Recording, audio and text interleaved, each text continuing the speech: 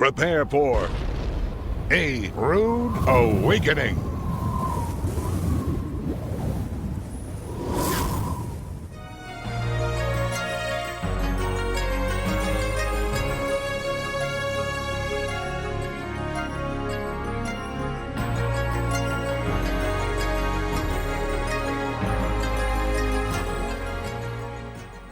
Jerusalem was destroyed in 70 AD. And when it was destroyed, this gate right here and all the wall was gone. The temple was gone. Suleiman the Magnificent came in many years later, rebuilt the wall, and built a gate up higher onto the wall on top of debris.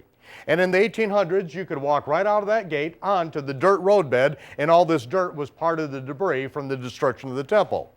But now, as you walk out that gate, you walk up over 30 feet to get to the current roadbed, and there is all the pedestrian traffic. This is where all the buildings are built, and then when you look down to your right, you see that there is only one gate in the city of Jerusalem which has been excavated. That is the gate that the Messiah walked out to go to the crucifixion. You can go right down there to this very day and stand on this stone that the Lord walked across, and it's the only place in Jerusalem which is at that level. Everything else is on 30 feet of debris. And it is along this wall right here that in the late 70s, Ron Wyatt, who had just been badly sunburned while he was diving for the Red Sea chariot parts, came back into the city of Jerusalem, and as he was walking along this wall with the gentleman from the Department of Antiquities, he said his left hand reached out and pointed at a pile of debris, junk along the wall with a dead cat on it, and he said, that is Jeremiah's grotto, and in there is the Ark of the Covenant. As soon as he said it, he brought his hand back for making that unbelievable statement, and the man with him said, that's wonderful, we'll take care of your permits, put you up with a place to stay, take care of your food, your laundry, and everything. When can you start? And he had no idea why it would be there. He was due back at work, he went home, and 6 months later, after studying, realized it could be there, and he began excavation.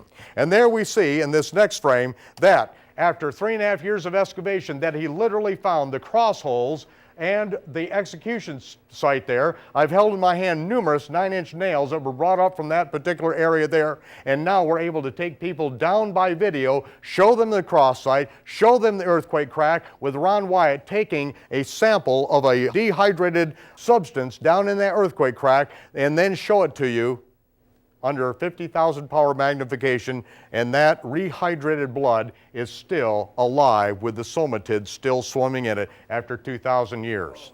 You are going to see tonight some things that you could not have imagined before, because this is the fulfillment of the Feast of the Lord. And we're going to discuss the water problem that has now been transpiring in the land of Israel. This last year, starting with last spring, there's been no rain. A half year later, we're walking along the Sea of Galilee on the beach, looking up above our heads, 15 feet above, where boats were coming in last year. This is our fresh drinking water. There's no water in the land of Israel to drink. But yet, while all of this dearth is going on, then we see up on the Temple Mount, there are 4 cisterns up on the Temple Mount. These 4 cisterns are hewn out of solid rock, and at one time had water diverted in them so that we could bring the water out for use in the temple service. But this year, when everything is dying of thirst, on top of this solid rock, there is water gushing into those 4 solid rock cisterns from who knows where. No one could explain it. The Arabs panicked. They thought that something was happening and undermining the foundation of the Dome of the Rock. And so they began pumping out water day after day. Every morning after the Muslim hours of prayer, they set up an apparatus in each one of these, and they began pumping out the water out of these cisterns. Then they also took up the covering stones from the Temple Mount up there, and what happened is that they exposed the southern wall of the foundation of Solomon's temple. We knew where the northern foundation was. Now with the southern foundation exposed, then we knew that underneath this Dome of the Spirits, which is here in the background, this Dome of the Spirits, which the Arabs are very touchy about, there is a huge rock underneath that. The Arabs do not want anyone even standing on that rock. And yet we know now that that rock is part of the sand hydraulic elevator system, and it's part of the elevator that Solomon built in the temple in order to hide the Ark of the Covenant in the case of a siege of Jerusalem. So we are now able to show you things about the building of Solomon's temple and the hiding of the Ark of the Covenant that we had absolutely no idea a year ago that these things could ever be understood. And now we are going to go into the Temple Mount, into the Temple of Solomon, show you how it's built, and see these things as they are to this day in the last year of man's sixth millennium. The Dome of the Spirit sits right over that ancient rock that is sitting in the middle of the Holy of Holies. The Arabs, when they began panicking, they took up some of the surface stones which are right underneath this red line, and that is where they had buried several years ago a water line that they thought may be leaking, and that may be where the water is coming from. And so when they lifted up those stones and did their excavation, it then showed the foundation of Solomon's temple on that edge. Now, I was being told this not because I saw it first, but because I had received a call from one of the 7 original founders of the Temple Treasures Institute. He had called me a year before when I was in Israel and wanted to speak with me concerning the Ark of the Covenant, because he knew I knew something about the Ark of the Covenant, and the invite came late at night to where I was to meet him at his home late at night in Tekoa. Now, I'm very cautious about to whom I speak about the Ark of the Covenant when I'm in Israel. People have died over that. And we also know that there are plenty of scoffers in the world who have scoffed about all of the findings of Mr. Ron Wyatt. And so I was very hesitant at that time, but now I knew that it was time to meet him, and so it was near midnight that I went to his home and had someone with me that was prepared for this. And when we went to his home, then he began describing what had happened this last year. And with the water pouring into the cisterns, the Arabs panicking, and then exposing the southern foundation of the temple, he said that we now know that that large stone underneath the Dome of the Spirits, which the Arabs are very touchy about, is in the middle of the Holy of Holies of Solomon's temple. He said that if anyone goes in there, the Arabs are very touchy about it and won't allow anyone to go in there. In fact, they have traditions in which people have walked in there and they've died. That's their legends. So I got up early the next morning and I walked right in there and stood right in the middle of that stone. And to the left, there are several buildings there, and immediately an Arab came out and was yelling at me, "Get out of there, get out of there." And I stood in there and said, "Who, me?" And I looked around like I'm completely innocent and have no idea what's going on. And he ran out there and came all the way around to the north side, the south side, excuse me, and motioned, "Come out, come out." And I said, "Why? What is this? Come out, come out." He wouldn't speak to me. I had to come out. So I stepped out and I said, "Well, what is this?" And he said, "You can read about it." And I said, "Where?" I thought he was going to give me a brochure, and he said, "In books, now leave." Very abrupt with me, so I left and I circled back around, and of course you can see 2 of the other cistern heads there as they're assembling the pumps there. Now we see up on the Temple Mount, the ancient stone that is under the Dome of the Spirits is in direct line with the center of the Golden Gate right down the middle of it. This is a 400 million byte map, and when we zero in on it, we can bring it right down to the fraction of an inch, and it's right dead center down the middle of the Golden Gate, the Mercy Gate, or the Eastern Gate, and that's where we know Solomon's temple was.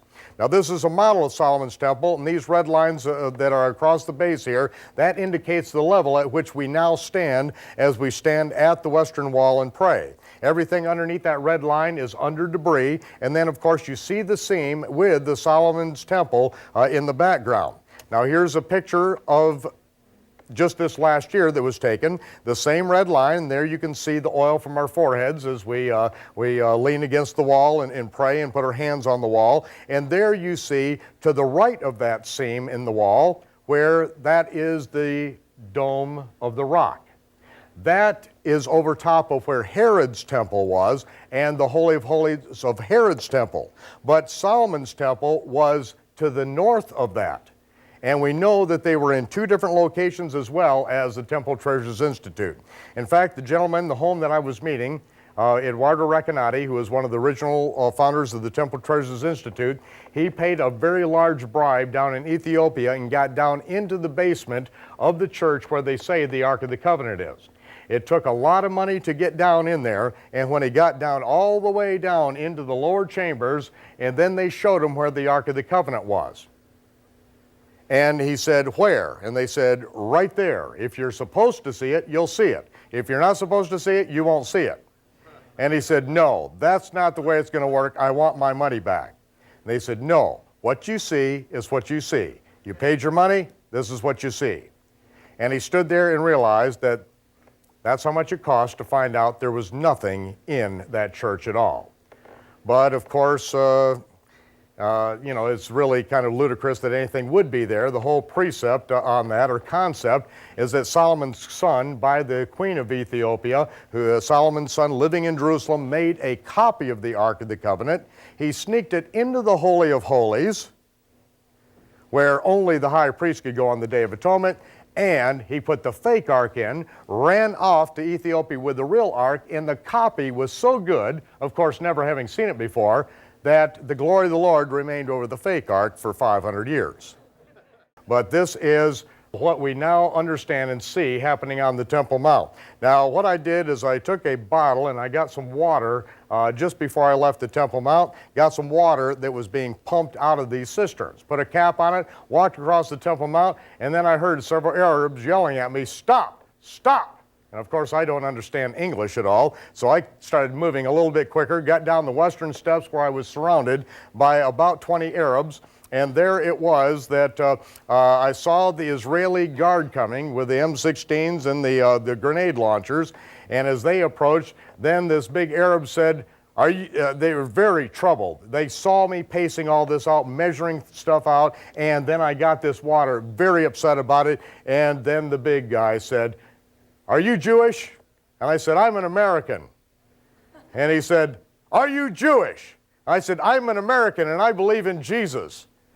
And then he really got hostile, and they said, "I believe in Jesus. Everyone believes in Jesus. Are you Jewish?" And right then, the Israelis saw that I'm dragging this out as long as I can. They grab me by the shoulders, take me to the police station, and after 2 hours, there with the bottle of water in the background, with a little bit of a smile on their face, they finally say, "I've done nothing wrong in Israel, and I'm free to go." And so I brought my water back to the United States.